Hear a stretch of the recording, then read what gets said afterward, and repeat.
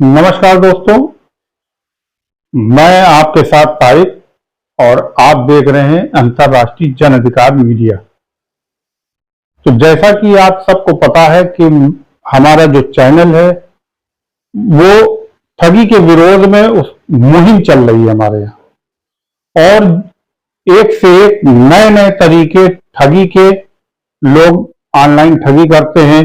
और एक से एक तरीके, ऐसा ही एक मामला प्रतापगढ़ से वंदना सिंह का है, जहां सरकारी आवास के लिए ठग ने फोन किया और उनसे कुछ बातें पूछी। तो चलिए अब आप वंदना सिंह की आवाज में और ठग की आवाज सुनिए कि किस तरह से वो ठगी की है। बार न पहुंची और आपका 2 बार आवास कैंसिल करवा दिया है।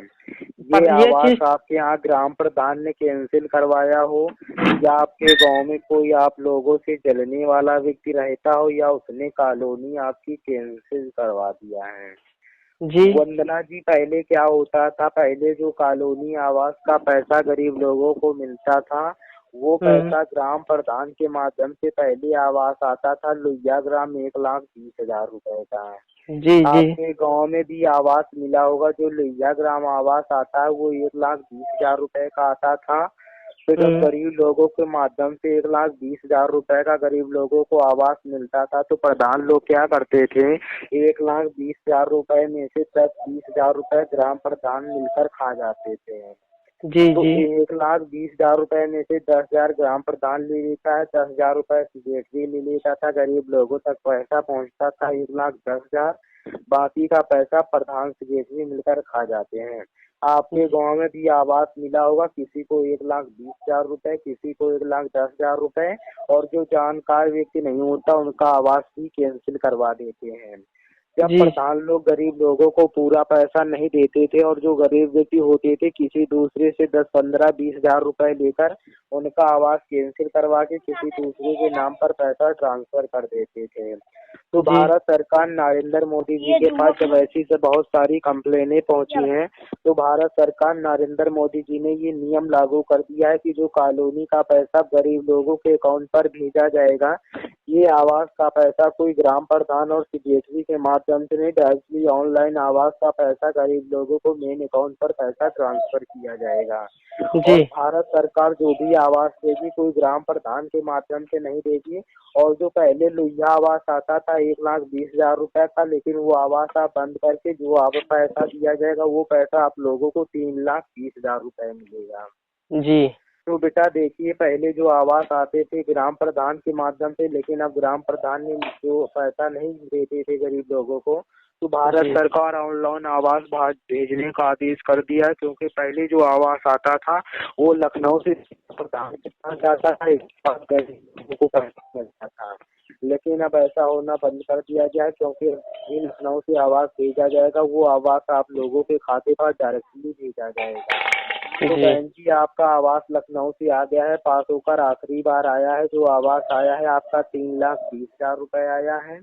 ये पैसा अभी आपके मेन अकाउंट पर पैसा भी ट्रांसफर किया जाएगा, और आज ही आपको अपनी बैंक जाकर खाते से आपको अपना पैसा निकालना होगा।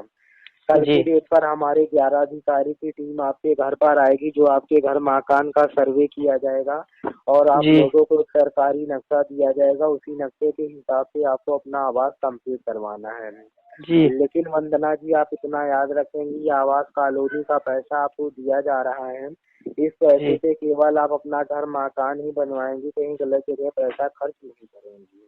जी जी क्योंकि बहन जी, अगर आपको आवास कॉलोनी का पैसा दिया जा रहा है, अगर ये पैसा आप गलत इस्तेमाल करती हैं, आवास आपका नहीं बना हुआ होता है, अधिकारी हमारे सर्वे करने के लिए आएंगे, तुरंत आपके पास सरकारी कार्रवाई की जाएगी, इसकी जिम्मेदारी आपकी होगी। जी जी जी घर मकान आपका बनना स्टार्ट हो जाता है। प्रधान सेक्रेटरी अगर आप लोगों से 1 रुपए मांगता है, तो किसी को 1 रुपए देने की जरूरत नहीं है, तुरंत हमारे पास फोन करके तुरंत अधिकारी को सूचित करेंगे।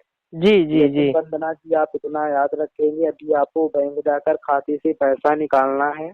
जब तक जी अपने मेन अकाउंट से जाकर खाते से अपने पहले की हिसाब निकाल नहीं लेती हो, तब जी तक ये जानकारी आपको अपने तक रखना है। किसी भी प्रकार का शोर शराबा नहीं करोगी, शांति से वर्क करना है। शोर शराबा किस वजह से नहीं करना है, क्योंकि वंदना जी आपके नाम से 2 बार एप्लीकेशन लगा के आपकी कॉलोनी कैंसिल करवा दिया गया है। आखिरी बार आपकी आवास कॉलोनी आई है। अगर आप लोग अब की बार शोर शराबा हल्ला गुल्ला करती हैं, अगर अब की बार कोई एप्लीकेशन लगा देता है तो 5 से 10 साल तक ना ही तो कोई फार्म डाल पाओगी और ना ही तो आवास कॉलोनी का कोई पैसा मिल पाएगा आपको। जी इसलिए देखिए वंदना जी, सरकारी वर्ग है, समझाना हमारा कर्तव्य है।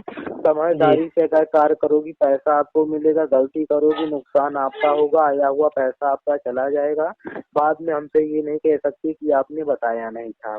और जी अगर जी वंदना जी समझदारी से कार्य करती हो, पहली चीज आपको आज ही निकालना होगा कि आप, क्योंकि देखिए वंदना जी, आपको पैसा जो मिल रहा, सरकार पैसा दे रही, कोई हमारी जेब से पैसा नहीं जा रहा।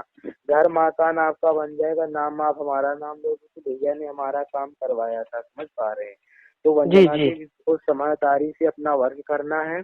तो वंदना जी, जो आपका आवास का पैसा आया है, तो ये आवास आप बनवाना चाहती हैं या नहीं बनवाना चाहती है? जी बनवाना चाहते हैं, वैसे भी हमारे वंदना पास जी, रहने के लिए कुछ नहीं है। वंदना जी, अगर आप अपना आवास बनवाना चाहती हैं तो तुरंत अपना रजिस्ट्रेशन नंबर हो, रजिस्ट्रेशन जो आपने करवाया था, रजिस्ट्रेशन आपके पास नंबर हो तो अपना रजिस्ट्रेशन नंबर बताइए। यहाँ से आपके नाम से कागजात कंप्लीट किया जाए। अगर रजिस्ट्रेशन नंबर नहीं है आपके पास तो अपना आधार कार्ड नंबर बताइए। यहाँ से आपके नाम से कागजात कंप्लीट किया जाए। ठीक है वंदना जी? जी रजिस्ट्रेशन नंबर है आपके पास या फिर नहीं है? हमारे पास कुछ नहीं है। रजिस्ट्रेशन नंबर नहीं है आपके पास? जी हमारे पास कुछ नहीं है। तो फिर अपना आधार कार्ड नंबर बताइए आप। आपका नाम क्या है? हमारा नाम बेटा दीपक शर्मा, लखनऊ दूरापी से चीफ मैनेजर, आप डायरेक्टर से बात हो रही हैं। जी तो आधार कार्ड भी नहीं क्या आपके पास? नहीं है। है तो फिर आधार कार्ड बताइए अपना। काम नहीं करना चाहती हैं क्या आप, ये बताइए। चलो वंदना का फार्म रिजेक्ट कैंसिल कर दो, इनका फार्म। आपने सुना वंदना सिंह ने और उनकी ठगी की जो बातचीत हो रही थी वो आपने सुना, और ये सुनने के बाद रिपोर्ट बना रहे हैं।